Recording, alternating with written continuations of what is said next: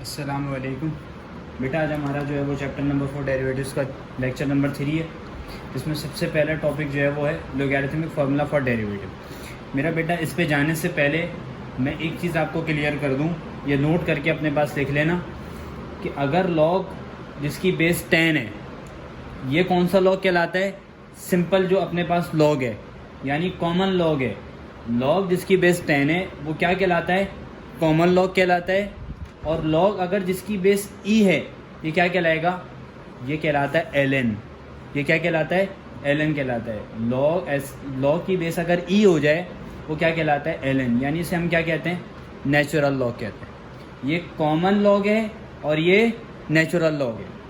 Log जिसकी base 10 आ जाए वो कौन सा लॉग? Common log. और लॉग जिसकी बेस ई आ जाए वो नेचुरल लॉग कहलाता है। अब देखो, हमारे पास लॉगरिथमिक फार्मूला फॉर डेरिवेटिव आ रहा है, ठीक है। इसके अंदर क्या है? नेचुरल लॉग के साथ अगर कोई फंक्शन लगा हो, नेचुरल लॉग के साथ अगर कोई फंक्शन लगा हो और उसका डेरिवेटिव लेने को कहा जाए तो उसका आंसर क्या होता है? डेरिवेटिव के अंदर 1 अपॉन फंक्शन, यानी जो नेचुरल लॉग के साथ फंक्शन लगा है 1 अपॉन फंक्शन आ जाएगा। दोबारा डेरिवेटिव अप्लाई कर दो किसके ऊपर? फंक्शन के ऊपर। बेटा सिंपल सी बात है, कोई मेरे ख्याल में मुश्किल नहीं है इसके अंदर। कि क्या है, अगर नेचुरल लॉग के साथ कोई फंक्शन लिखा है, एक्स है, एक्स स्क्वायर है, या कुछ भी है इसके अलावा, अभी हम एग्जांपल्स देख रहे हैं, तो अगर नेचुरल लॉग के साथ कोई फंक्शन लगा है, उसके ऊपर डेरिवेटिव लगाने को कहा जा रहा है, तो उसका आंसर क्या होगा? 1 अपॉन फंक्शन, डेरिवेटिव अप्लाई कर दोगे किसके ऊपर? दोबारा फंक्शन के ऊपर। अब इसकी एग्जाम्पल देखो ज़रा। मिसाल के तौर पर अगर हमें कहा जा रहा है, एग्जाम्पल देख लो, अगर हमें कहा जाए डेरिवेटिव अप्लाई करो किसके ऊपर? ln x के ऊपर। तो अभी हमने फॉर्मूला क्या पढ़ा? ln के साथ जो भी फंक्शन, नेचुरल लॉग के साथ जो भी फंक्शन लिखा है 1 अपॉन फंक्शन आ जाएगा, दैट इज x है। दोबारा डेरिवेटिव किसके ऊपर? फंक्शन के ऊपर। समझ रहे हो? अब एक बात ये बताओ, 1 अपॉन एक्स तो एज इट इज आ गया, x का डेरिवेटिव क्या होगा? 1 होगा। बेटा इससे हम पिछली 2 वीडियोस कवर कर चुके हैं, 2 लेक्चर्स कवर कर चुके हैं। उसके अंदर ये सारे टॉपिक्स डिफाइन हुए हैं कि किसका डेरिवेटिव क्या होता है, ठीक है। तो x का डेरिवेटिव हम पढ़ चुके हैं, 1 होता है। इसका सिंपल सा आंसर क्या हो जाएगा? 1 अपॉन एक्स हो जाएगा। This will be your answer. अब देख लो, दूसरी एग्जाम्पल देख लो। अच्छा, मेरे पास अब दूसरी एग्जाम्पल क्या है? अगर डेरिवेटिव अप्लाई हो रहा है किसके ऊपर? ln x स्क्वायर के ऊपर। नेचुरल फंक्शन के साथ जो फंक्शन है वो क्या है? एक्स स्क्वायर है। अब ln x स्क्वायर का डेरिवेटिव क्या होगा? 1 अपॉन एक्स स्क्वायर, डेरिवेटिव दोबारा फंक्शन का, दैट इज एक्स स्क्वायर। अब बताओ, 1 अपॉन एक्स स्क्वायर तो एज इट इज रहा। अब दोबारा जब डेरिवेटिव लिया जाएगा एक्स स्क्वायर का तो क्या हो जाएगा? 2x हो जाएगा। अब देखो, इस एक्स स्क्वायर से ये x कैंसिल आउट हो जाएगा, तो answer will be 2 upon x हो जाएगा। बेटा ये बात समझ आई? सिंपल सा कॉन्सेप्ट है। अच्छा, मैं साथ ही साथ जो है ना वो एक्सरसाइज 4.2 के क्वेश्चंस भी करा रहा हूँ। मैं तुम्हें यहाँ हेडिंग डाल के दिखा देता हूँ, ये एक्सरसाइज 4.2 के क्वेश्चन है। अलग से नहीं करा रहा, डायरेक्ट मैं एक्सरसाइज के क्वेश्चन भी सॉल्व करवा रहा हूँ। एक्सरसाइज नंबर 4.2 है। इसका कौन सा क्वेश्चन है मेरे पास? क्वेश्चन नंबर 3 है। क्वेश्चन नंबर 3 का पार्ट 1, ये क्वेश्चन नंबर 3 का पार्ट 1 लिखा हुआ है। अब यहाँ हम पीछे जो क्वेश्चंस करके आए हैं वो x की रिस्पेक्ट से डेरिवेटिव ले रहे थे। अब यहाँ किस फॉर्म में दे दिया फंक्शन? t की फॉर्म में दे दिया, यानी अब डेरिवेटिव किसकी रिस्पेक्ट से अप्लाई करेंगे? t की रिस्पेक्ट से।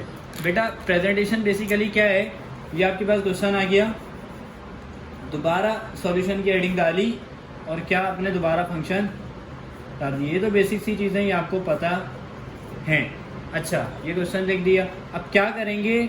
डेरिवेटिव विद रिस्पेक्ट टू क्या हो जाएगा? Derivative with respect to t हो जाएगा। t की रिस्पेक्ट से हम डेरिवेटिव अप्लाई कर रहे हैं फंक्शन के ऊपर, क्या हो जाएगा? लेफ्ट हैंड साइड पे भी लाजमी सी बात लगेगा, ये एज इट इज आ गया, ठीक है। अब इधर भी अप्लाई हो रहा है ln T square plus T. ठीक है, अब क्या हो रहा है, अब आपको पता है ये लेफ्ट हैंड साइड तो सेम रहेगी, यहाँ कुछ भी नहीं होना। अब ln का डेरिवेटिव क्या होता है, देखो x के रिस्पेक्ट से लगा रहा होता, x यानी फंक्शन x की फॉर्म में दिया होता तो x की फॉर्म से डेरिवेटिव लगता है, t की फॉर्म में दिया फंक्शन तो t के रिस्पेक्ट से डेरिवेटिव अप्लाई हो रहा है। अब क्या कहता है, फॉर्मूला सारे वही अप्लाई होंगे, यानी इसका जो कॉन्सेप्ट है वही वाला अप्लाई हो रहा है, 1 अपॉन फंक्शन यानी T square plus T, derivative दोबारा फंक्शन के ऊपर, that is T square plus T के ऊपर। अब देखो यहाँ पुराने फॉर्मूलाज भी अप्लाई होंगे, वो तुम्हें देख के ही लग रहा है कि यहाँ पर कौन सा फॉर्मूला अप्लाई हो रहा है। Addition formula for derivative apply हो रहा है, हाँ या ना। मैं तुम्हें फिर भी दोबारा करके दिखा देता हूँ। टी स्क्वायर के ऊपर अलग जाएगा डेरिवेटिव और टी के ऊपर अलग जाएगा। अब क्या हो जाएगा, 1 अपॉन टी स्क्वायर प्लस का टी हो गया। अब टी स्क्वायर का डेरिवेटिव 2t और t का डेरिवेटिव 1 होता है। सिंपल, इसका आंसर क्या आ गया, 2t plus 1 upon T square plus का t। ये सिंपल सा इसका क्वेश्चन का आंसर आ गया। अब एक्सरसाइज 4.2 के क्वेश्चन नंबर 3 का ही पार्ट कौन सा आ रहा है मेरे पास, इसका ही पार्ट 4 है। ठीक है, पार्ट 4 क्या है, मैं आपके सामने लिख देता हूँ। पार्ट 4 ये है एफ ऑफ टी, यानी ये कोई भी फंक्शन है, तो फंक्शन क्या गिवन है ln, और ln का ही फंक्शन क्या आ गया ln टी। बेटा अब यहाँ गौर करने वाला सवाल आ गया, बड़ा अहम सवाल आ गया। अब देखो है यहाँ पे सीन क्या हो रहा है, सिंपल सा आपने क्या किया, डेरिवेटिव रिस्पेक्ट टू टी किया। ठीक है, यहाँ पर वही हो जाएगा। ठीक है, अब यहाँ पर डेरिवेटिव अप्लाई हो रहा है। देखो बेटा ऐसे फंक्शन के ऊपर हो रहा है जो कि क्या है ln टी, ln का फंक्शन क्या आ रहा है ln टी आ रहा है। अब रूल्स वही अप्लाई होंगे, टेंशन नहीं लेना। ln का फंक्शन क्या है, क्या हो गया ln टी आ गया तो क्या हो गया ln टी ही रहेगा। ठीक है, फंक्शन इसका ln टी आ गया तो रूल्स तो वही रहेंगे, 1 अपॉन फंक्शन, फंक्शन क्या है ln का, ln टी आ गया। दोबारा डेरिवेटिव क्या लगा दो ln टी के ऊपर, यानी फंक्शन के ऊपर लगा दो। समझ रहे हो बात। अब क्या हो गया 1 upon ln t as it is. ठीक है, ln टी का क्या हो गया, अब ये दोबारा ln वाला फॉर्मूला इधर अप्लाई हो जाएगा। अब इधर ln का फंक्शन क्या आ गया t आ गया, इधर दोबारा क्या हो जाएगा ln के रूल्स अप्लाई हो जाएंगे, 1 अपॉन t और दोबारा डेरिवेटिव t के ऊपर। अब यहाँ पर क्या है 1 upon ln t as it is रहा, 1 upon t as it is रहा, और t का डेरिवेटिव क्या हो गया 1 हो गया। सही है। अब बेटा एक बात याद रखना, यहाँ पर क्या नहीं करना, यहाँ पर इस t को इससे मल्टीप्लाई मत करना, क्योंकि ये ln का फंक्शन लिखा है, ये फंक्शन नहीं है ln का, ln के साथ लिखा गया वो उसका फंक्शन है, ये t से t मल्टीप्लाई नहीं होगा, ये बात याद रखना। हाँ, इसको आप ऐसे लिख सकते हो ln t, बल्कि इसको आप सेपरेट ही लिख लो बस। ठीक है, ये आपके पास आंसर आ गया, this will be your answer. अब देखो, अब एक और क्वेश्चन है, उसके बाद एक बेहतरीन क्वेश्चन के ऊपर जाएंगे जिससे आपके सारे कॉन्सेप्ट क्लियर हो जाएंगे मज़ीद। अच्छा, ये पार्ट 3 आ गया। अब ये क्या कहता है, लिखा है F of T ln T की पावर 5, यानी ये पूरी बेस हो गई, इसकी पावर क्या हो गई 5। अब दोबारा डेरिवेटिव लगा दो किसकी रिस्पेक्ट से, देखो क्वेश्चन पहले उतारते हैं, सॉल्यूशन की हेडिंग डालते हैं, क्वेश्चन पहले दोबारा एक दफ़ा उतारा और क्या किया, फिर अप्लाई किया, derivative with respect to t हो गया। यहाँ पर तो आपको पता है एक दफ़ा शो करके दिखा दिया, बस काफ़ी है। ठीक है, इसको बार बार नहीं बताएंगे, बस राइट हैंड साइड को लिखते रहेंगे। ln टी की पावर 5 है। ठीक है, अब इसके ऊपर डेरिवेटिव के रूल्स अप्लाई करो। क्या हो जाएगा? क्या करोगे? क्या एल एन टी का 1/t कर दोगे? डेरिवेटिव ले लोगे टी का? नहीं बेटा, अभी क्या कौन सा फॉर्मूला अप्लाई होगा? सबसे पहले ये पूरी बेस है और ये पावर है, तो सबसे पहले कौन सा formula? Power formula for derivative. क्या कहता है वो? कहता है पावर पहले, डेरिवेटिव बेस बाद में, पावर -1, दोबारा डेरिवेटिव किसका? बेस का। सिंपल सा है, ठीक है। अब आगे क्या हो गया? 5 ln t की पावर अब क्या हो गई? 4 हो गई। और ln t का डेरिवेटिव अब क्या होगा? ln का फंक्शन क्या आ गया? t, तो 1/t आ गया और डेरिवेटिव दोबारा फंक्शन के ऊपर। सही है, तो आंसर क्या हो गया? 5 ln t की पावर 4 डिवाइड बाय 10t कर दो, ठीक है। और इसका तो आंसर आपको पता है 1 होता है। सही है, ये मैंने ऐसे ही लिखा है, ये 1 होता है। अगर आप चाहो तो इधर 1 शो करके दोबारा एक स्टेप करके उसमें आंसर बता सकते हो, ठीक है। This will be your answer. अब जो मैं कह रहा हूँ, एक अहम क्वेश्चन आ रहा है, वो स्टार्ट करते हैं इसी पे, ठीक है।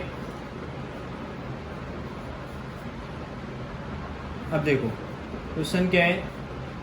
f ऑफ t आ रहा है ln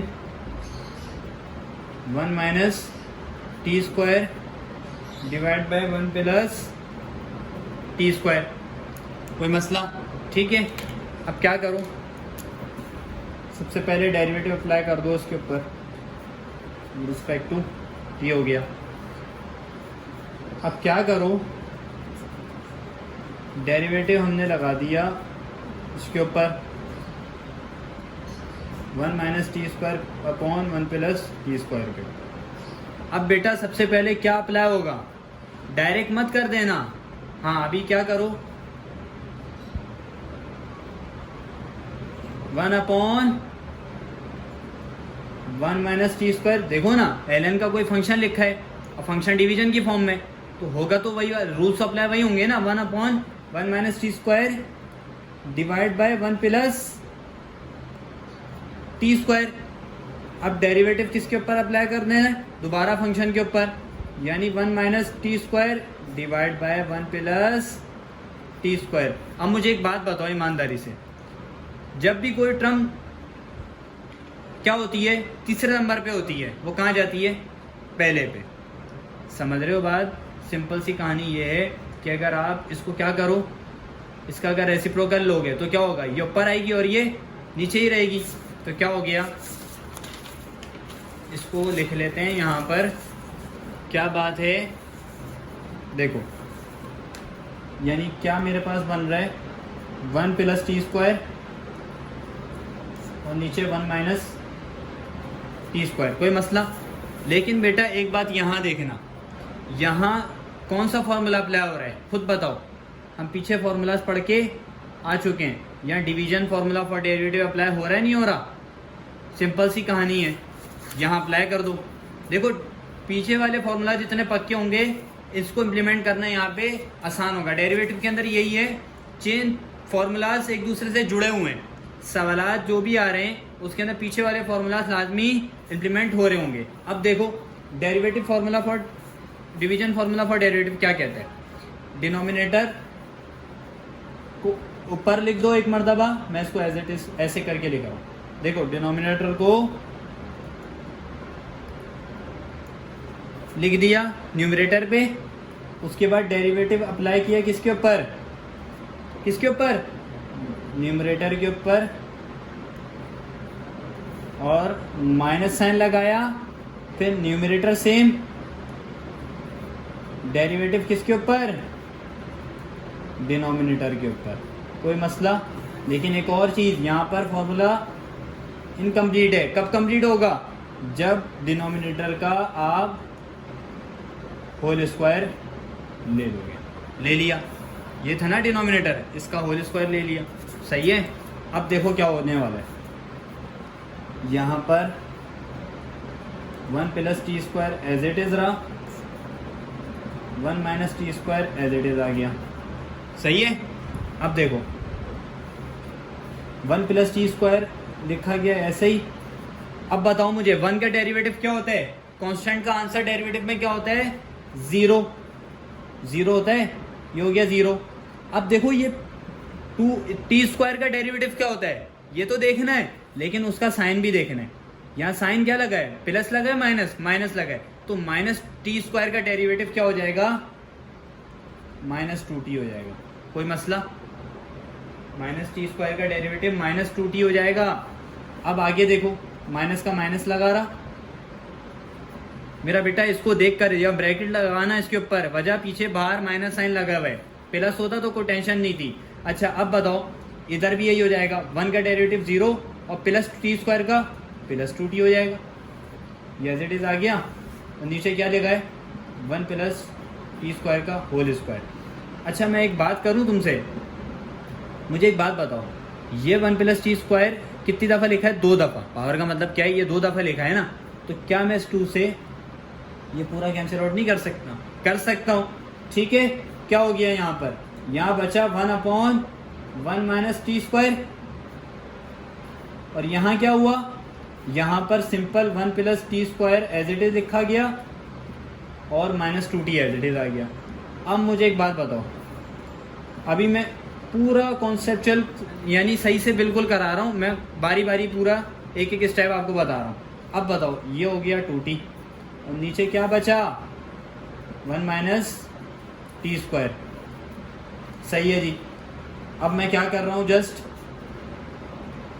1/1 माइनस टी स्क्वायर, यहाँ क्या हुआ? -2t मल्टीप्लाई बाय 1, तो -2t और -2t multiply by T square, plus के टी स्क्वायर से हो रहा है, तो -2t क्यूब हो जाएगा। सही है। अब ये देखो 2t मल्टीप्लाई बाय 1 और बाहर माइनस साइन, -2t। भाई ये साइन को भी अंदर मल्टीप्लाई करते जाओ ना, यहाँ प्लस साइन है, इसका भी प्लस है और बाहर माइनस है, तो क्या हो जाएगा? माइनस प्लस माइनस हो जाएगा। 2t मल्टीप्लाई बाय 1, 2t आ गया और बाहर माइनस साइन। अब 2t multiply by T square, सबसे पहले ये लिख दो, 2t multiply by T square 2t cube हो गया, लेकिन इसका साइन देखो माइनस और ये बाहर माइनस, तो माइनस माइनस प्लस हो गया। बेटा समझ आ रहा है या नहीं आ रहा? सही है। 1 plus T square as it is आ गया। अब देखो 1/1 minus T square as it is, minus T 2t cube से plus 2t cube cancel, -2t क्या हो जाएगा? माइनस माइनस प्लस हो जाता है।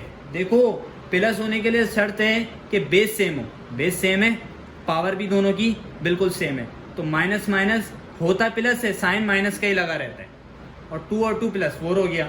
अब यहाँ क्या लगा रह गया? 1 प्लस टी स्क्वायर।